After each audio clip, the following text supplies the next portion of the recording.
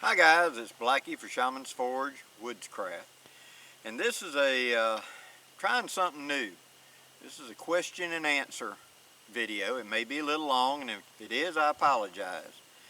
But quite a few people have asked questions, and this is January 2018, and Mrs. Blackie, who likes to go through and read some of y'all's comments and stuff, suggested that I do this and that answer some of these questions that I may have missed in all the questions that I get. So she's gone through and compiled 20 questions, and I haven't seen these questions yet. She wrote them down for me, but I haven't, read over them yet.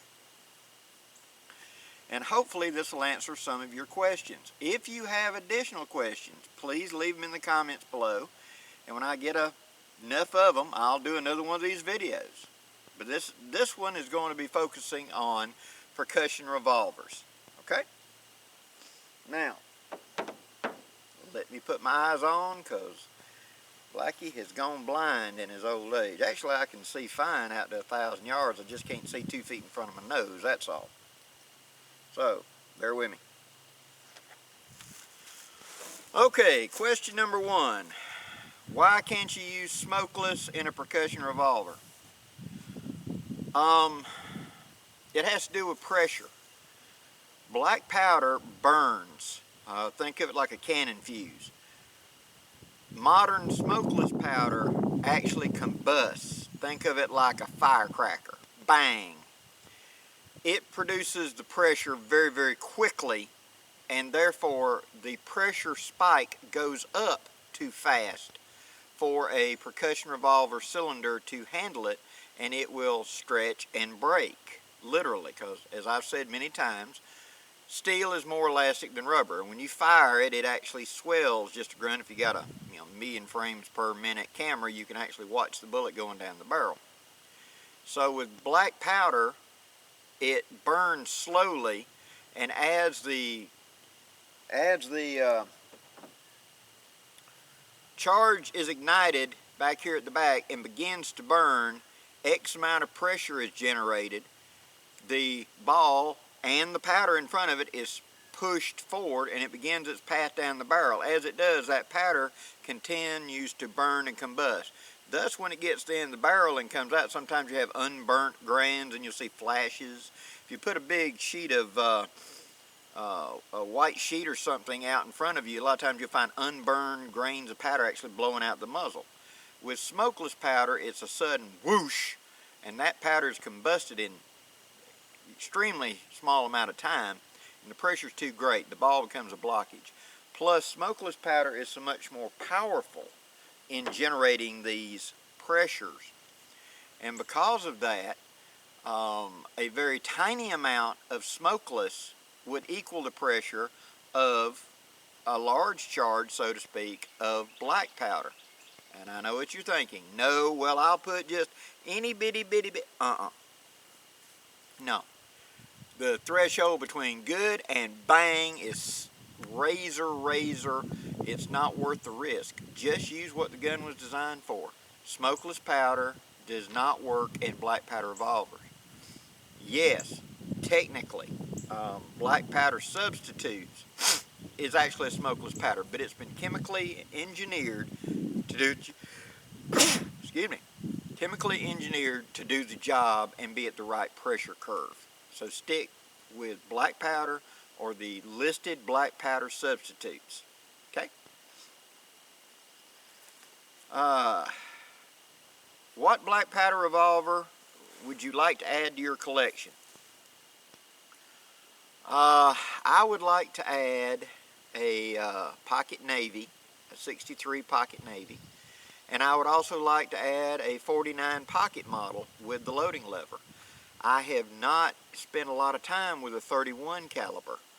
I think they're very interesting, and they're one of the largest selling guns of Colt, of course, for the day. And even Elmer Keith spoke about carrying a little 31 for use on a trap line. It did the job that we think of a 22 revolver today. That's what the 31's job was. And so I've never got into it. I always went with the 36 or the 44. I've shot a few of them. I've shot the Pocket Navy, and I probably have shot a Baby Dragoon or so. But I would like to get into trying that out. So those are the two I'd like to add to my collection.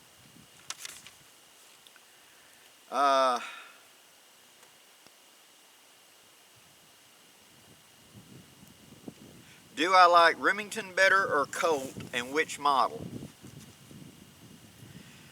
I'm a Colt man. I've used them predominantly. The short Remington that you see is my first Remington. I did have a Spiller Burr in the past, so I'm a Colt man. Most of my tips and tricks are based on Colt because I've spent so much time with a Colt. Sorry guys, I was worried that the wind was getting up across the microphone and would make it hard to hear, so I had to put something up there to muffle the wind for me. Now back to Colt or Remington. I like the Colt, and I have my most experience with it. And I tend to, when I think about or daydream about a new one, it's usually a Colt. However, Remingtons are very, very good, especially these modern ones that are out now. And I would recommend to someone first starting out to start out with a Remington because it's more like a modern revolver. If you have any experience shooting modern revolvers, it'll be easier to adapt due to the fixed rear sight, the solid frame, and etc. I hope that answers your question. Do you hunt with your cap and ball revolver, and if so, what game? Yes, I've hunted many, many times. Small game mostly, rabbits, squirrels, that type thing. Yes, you can take a squirrel with a 36. You can also do it with a 44 if you bark them, but that's a whole nother episode. It's one of my favorite things to do in January when I was a teenager was walk the edge of the farm fields early morning on very cold mornings with a cap and ball revolver looking for bunnies. It can be used very effectively for small game. It can also be used very effectively for medium game within the confines. But yeah, it is a viable hunting tool. What do you think of the LeMat revolver? For those not familiar with it, the LeMat is a 9-shot cylinder with a 20-gauge shotgun barrel in the middle of it. I've shot one fairly extensively that was a close friend of mine, Leonard Bass's gun, Captain Bass. And it's a big, bulky, very interesting revolver. It's hard to find a holster that's going to fit it. It's so wide and so big. But for of course, a reenactor, it'd be a very good gun to have. As far as a shooting gun, I really like a Colt better. But that 20-gauge shotgun barrel loaded with bird shot makes a very effective snake gun. Typically that's what they were used for. It's been my experience the sights are very small on them, so you need good eyesight to shoot one well. That's, my little 2 cents for it. And the loading levers on a LeMat are kind of an awkward design, and many of the originals were broken off. So that's something to bear in mind when you get it. I'm sure the modern ones have improved upon that problem, but that's a weak link in that loading system of that is the way the loading lever attaches to the body of the gun. Do you like the 36 or the 44 better? That's a toughie. For the most part, most of my experience has been with the 44s. I'm an American. We like the bigger the better. And most of my initial woods running with the guns, I was using it as a sidearm in deep woods against, rabid dogs, things like that, where I needed a sidearm. So I wanted the big hit of the 44, and it was much easier to load snake shot in it for use against, rattlers and stuff. In years since then, I have come to really like the 36. If you laid both of them on a table, which one would I pick? If it was a economic question, I would pick the 36. It uses less powder, so your powder goes farther. you can make more bullets out of a pound of powder. So your powder, your money goes farther. If it was this is the only thing you can have, it'd be a 44, because I've got so much experience with it, and it is so versatile. So which one would I recommend to somebody starting out? Probably the 44. Like I said, that Remington. Start with the 44 and then go to the 36. I know that's going to make a lot of the 51 Navy guys upset, but the 51 Navy is easier to shoot, and it's more accurate in some ways. It's more inherently accurate in some ways. But if you're going to have to come up against something dog size or bigger where you're going to have to make a stopping shot, I recommend the 44.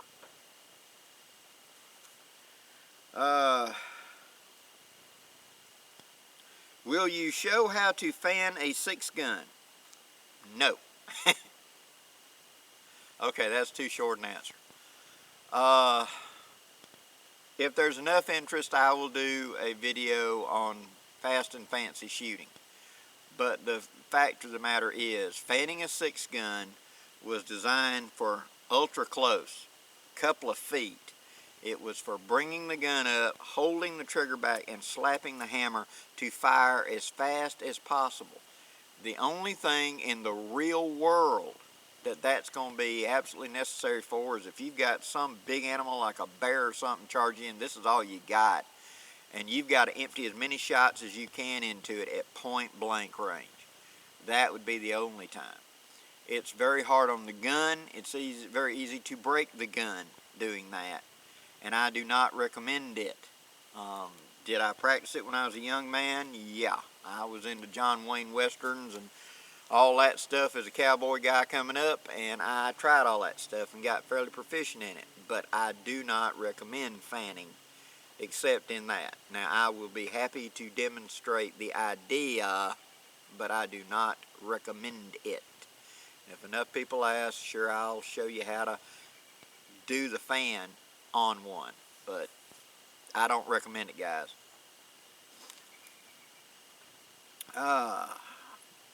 What is your favorite revolver?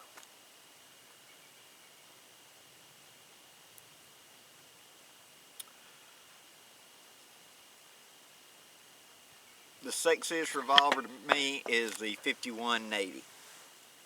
Okay. What is your favorite revolver?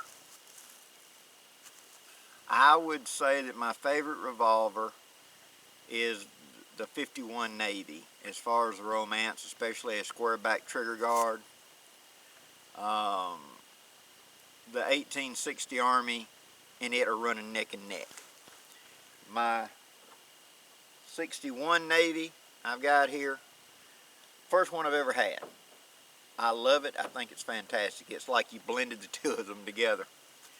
But I think the 51 Navy is, you know, I think the classic nostalgia of it, the looks, the lines, the way it shoots, the way it feels, I like the 51 Navy as far as being my favorite. Now, I know I just told you 44 and etc. They do make the 51 Navy today in 44. I have never had one. I'm too much of a traditionalist. But, yeah. Oh, and back to that earlier question about adding a gun. What I would like to add to my collection, and I've thought really hard about this, is I would like to have a 5.5-inch barrel, Sheriff's model, 51 Navy, with a square back trigger guard. I think that would be just, yeah. I may have to put one of them together. Okay, why do black powder revolvers shoot high? Okay. Black powder revolvers shoot high because of the way the sighting system is. And you got to remember, these were created to be a military weapon. So the idea is, as you fire, the ball is rising and then dropping. It gets more of an arc, so you have a more effective long range where the ball doesn't hit the ground. If you make it shoot dead on at 25 yards out of the box, the ball will probably hit the ground at 50 or 60, 70 yards, I'm guessing, guys. But that arc would make it hit the ground then. We want that arc to be able to be engaged on a man target out to 100 yards.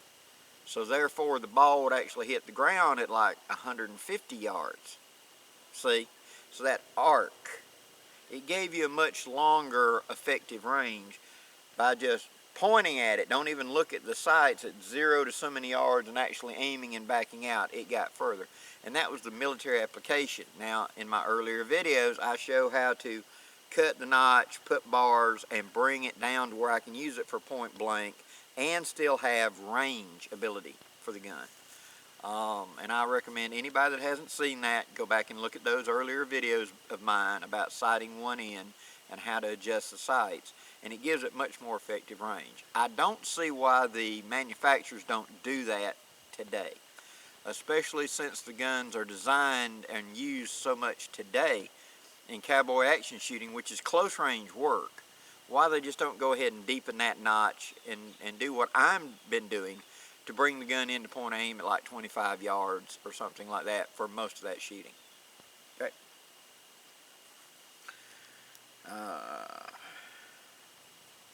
What is a good trigger pull weight? Okay.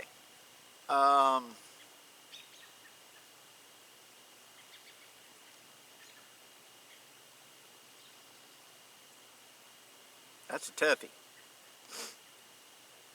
Experience, you can use a much lighter trigger pull. For target work, you want a light trigger pull. For everyday in and out, you don't. If you're in the northern climates where you're going to be wearing a lot of gloves and things, a heavy pull is actually better because you're less likely to accidentally discharge the gun. So, having said that, I would say that for general uses, somewhere between 3 to 4 pounds would be a good average weight. For a gun that's set up strictly as a target gun, and I mean strictly, guys, around 2 pounds, because you would align the sights and just touch the trigger for it to go. And if you're going to be on horseback or you're going to be up north in the heavy cold all the time, where you're probably going to be wearing gloves, 6 pounds. Because you can actually lay your finger on the trigger and actually have to make the conscious effort to pull the trigger. It won't move without help. But that's a situational thing.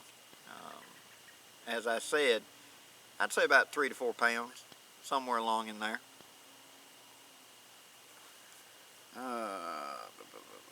Have you used a Remington Carbine? I've shot one several times.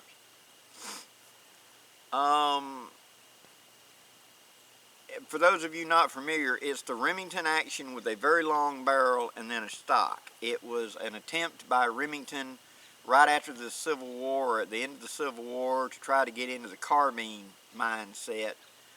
No, it did not work that well in historic time periods. The problem with it is when you bring the gun up on the shoulder right here, and it's the same distance as the attachable shoulder stock was on the Colts. When you pull the trigger, the flash that comes out around the cylinder has a tendency to slap you in the face because it's right here. And so that whap, you can't put your hand up in front of it because you're bearing your wrist. Should there be a chain fire, you get hit. So you got to hold it back here like this.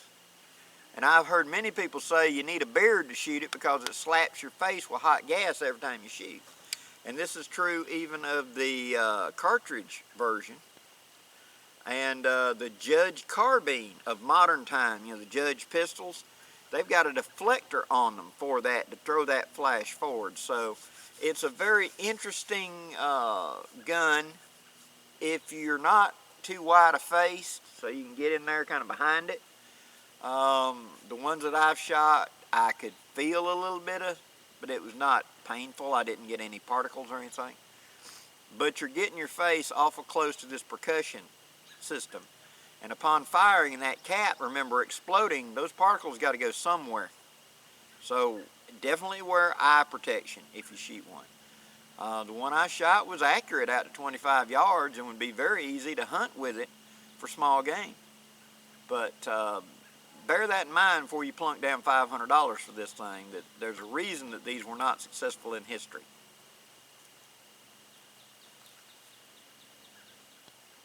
For the beginner, what gun and why? I think I've said that earlier in this video. I would recommend the 58 Remington in 44 because of its versatility with kinds of loads, because of its similarity to the modern revolvers, and therefore it's easier to, you know, kind of transition. The easy quick drop in and out cylinder, and it's very easy to clean. So, and less cap jams, unless, you know, like I've showed in my videos how to make a Colt less likely to jam. The Remington normally out of the box is less likely to jam than a Colt. Will a gun go off, as in fire, if it's dropped? Okay. If the hammer is down on an empty cylinder, and it is, of course, uncapped and struck, it will not go off if dropped. If the hammer is down on a loaded cylinder with a cap under it, and you've got like on half cock or just got the hammer down and it's dropped and hit, yes, it will fire. If it's down on an empty and you drop it, and for some strange reason, like right there, it hits, by Murphy's Law, that percussion cap, yes, it could go off. So dropping a 6 gun is never a good idea. It is about the equivalent of lightning strike, but it can happen. So yeah, the exposed primer on that, it'd be just luck that something hit at that exact angle in that very small 1/4 inch wide window to hit and make it go bang. But yes, it could.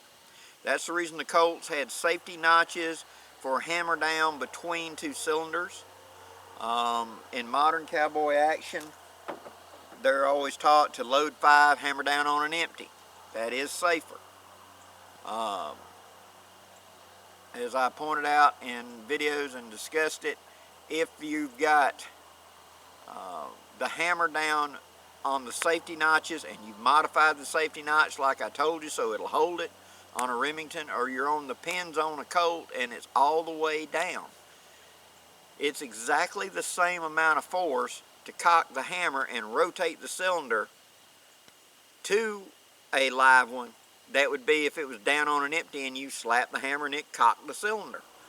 So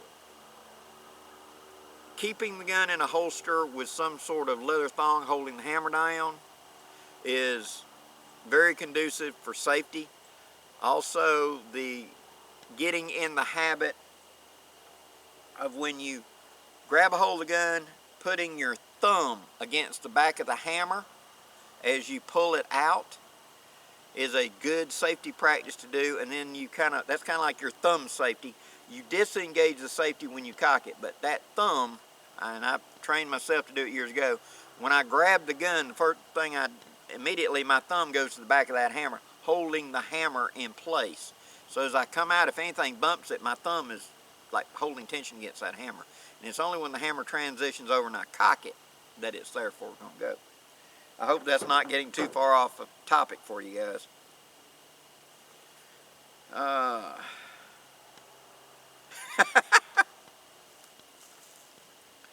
Do you only do black powder guns? Do you only do black powder guns because you're a convicted felon?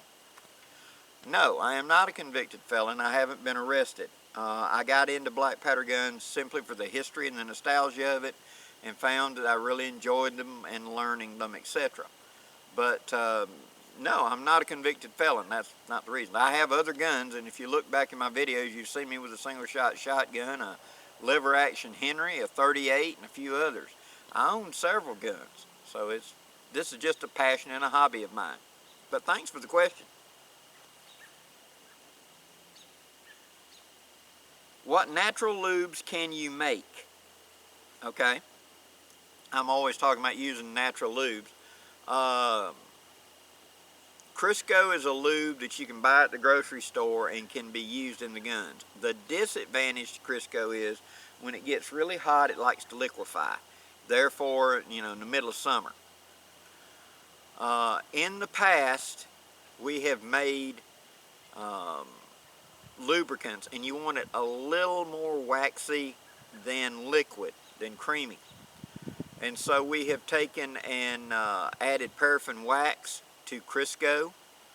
This was very easy to do. We've also added beeswax to Crisco. Several friends of mine had really good results where they went and got a toilet seal. It's the seal that goes between the sewer pipe and the bottom of the toilet. It's a wax seal. They've taken that and outside in some sort of disposable container or something you got a garage sale, never going to be used for food. They've slowly heated it up till it liquefied, and then they've added in olive oil to make it a little more creamy. And that's a ratio there that I'm not exactly sure. I haven't made it probably in 25 years, guys. But it would make a creamy type, and when I say creamy, kind of like butter. It needs to be about the consistency of butter that you can bear down with your finger and easily mash it and get some to come off, and yet would remain stable in warm conditions. So that wax seal will remain stable. It's just a little too waxy, not liquidy.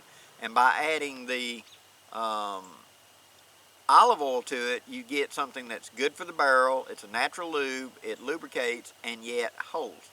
So what I would recommend you do is get some olive oil, warm it up, and then take hunks of the toilet seal and sit in it and let it melt. Now don't bring it to a boil, of course. Just warm it up real warm. Maybe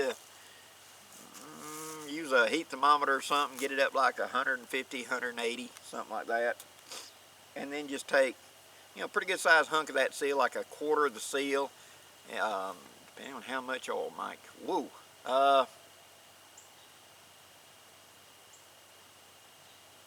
This is going to require experimentation on your part. Bring the olive oil till it's warm, really warm, not boiling. Take, say, a 2-inch wide piece of that toilet seal and put into a bottle of the olive oil. Let that dissolve, stir it up, set it off the heat, let it cool. Test it once it is had time to completely cool to room temperature. See how the texture is. It should be kind of like butter, okay? It should remain solid at room temperature, and it really should remain solid at about up to 100 degrees, and yet be kind of, see what I'm saying? Much like. It's much easier just to go buy boar butter and things like that that are lubes that are made for black powder. I'm sure if you do a search on YouTube, you're going to find guys giving you exact measurements. Wish I could help you better than that, guys. Have you ever used a Star double-action revolver, and what do you think? The Star double-action revolver was a very interesting gun, but it was not that successful. The double-action got out of time pretty easily, and that's the reason the military asked them to do away with the double-action, keep the gun, but turn it into a single-action. I have fired a Star single action, and I liked it, but I have never fired the double action, so I can't talk to that. But I know Mike Bellevue on his channel has stated that his double action stayed out of time, and he rarely shot it because of that, but the single action Star he had worked well. So that's about all I can tell you, guys. Why do Colt revolvers have pictures on the cylinders?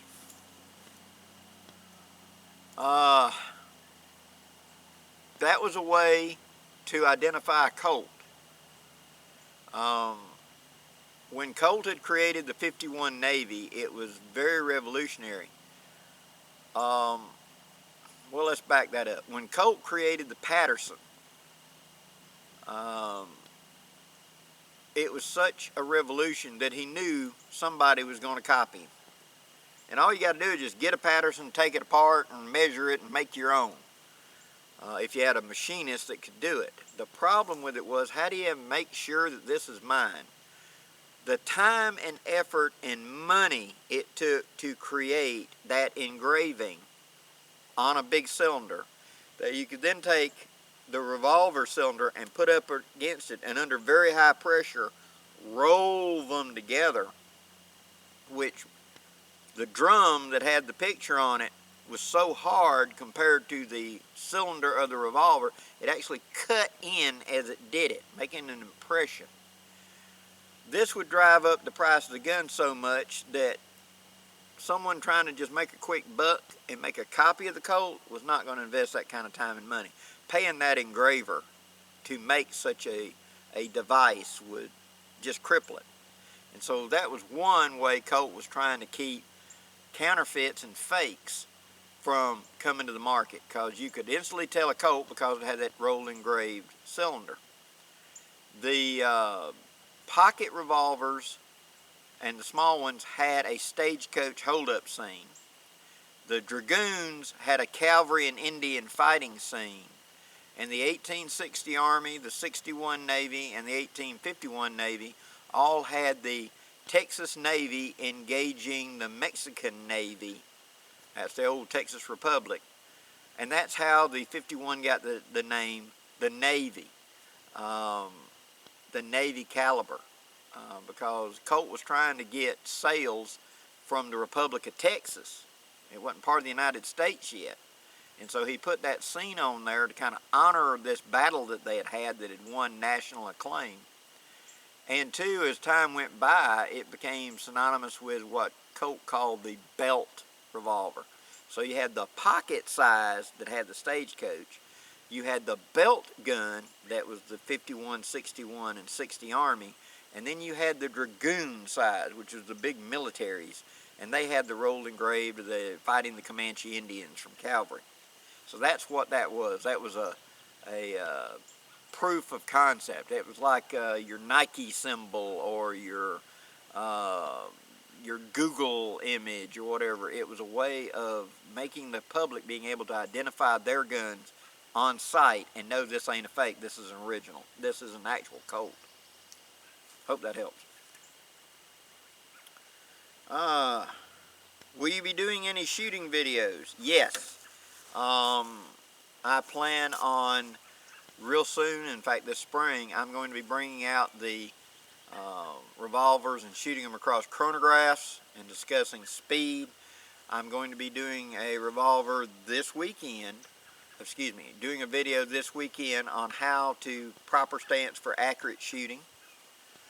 So yes, there will be quite a few shooting videos coming up. Can a black powder revolver be used to hunt big game? Yes. But now, here's the proviso. From historic time, we know of guys on the Great Plains shooting buffalo with dragoons and walkers. Mostly dragoons, because there weren't that many walkers. And claiming that at a range of just a couple of feet, because they're running on a horseback right beside the buffalo, shooting, and the ball penetrating almost all the way through, or the conical bullet penetrating almost all the way through the chest cavity of a running buffalo. Well, that's like that thick. So yes, can the gun be used? I know of it being used on white-tailed deer, on wild hog and boar. I have personally shot a cow, a bull, that had to be put down with one because that's what I had on hand, and it was one of the things you got to do it now. And it was very effective. If the bullet is placed properly, it can be as effective as any other handgun. You got to be close. When you're talking about hunting big game with a cap and ball revolver, automatically just forget about the 36 and the 31s. I really would consider the 1860 Army and the 58 Remington kind of light for this. It can be done.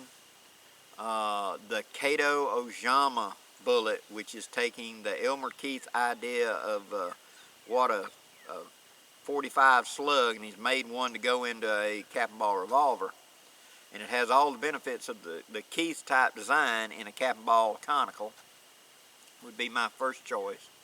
It would definitely be a conical for the penetration, and I would stick to either the Ruger Old Army or the Dragoons and the Walker. For hunting something like that, it would be out of a stand, and it would be at bow hunting range. 10, 15, 20 yards, guys. Very, very close. Yeah, that's awful close, and that's a challenge. But if you're wanting a handgun at 100 yards, use a modern handgun with a scope on it. If you're wanting a challenge where you can get in a deer stand and he's going to be right there, yeah, it's possible. It can be done. The bullet can do the damage. So, yeah, it can be done. It just requires a little special preparation, and it's kind of like hunting with a bow and arrow. I mean, you've got to take on the challenge, practice, get good enough, and get your placement, and you can harvest game cleanly and effectively. And the last question for number 20. When buying a used cap and ball revolver, what should you avoid? Okay, what are you looking for? Yeah.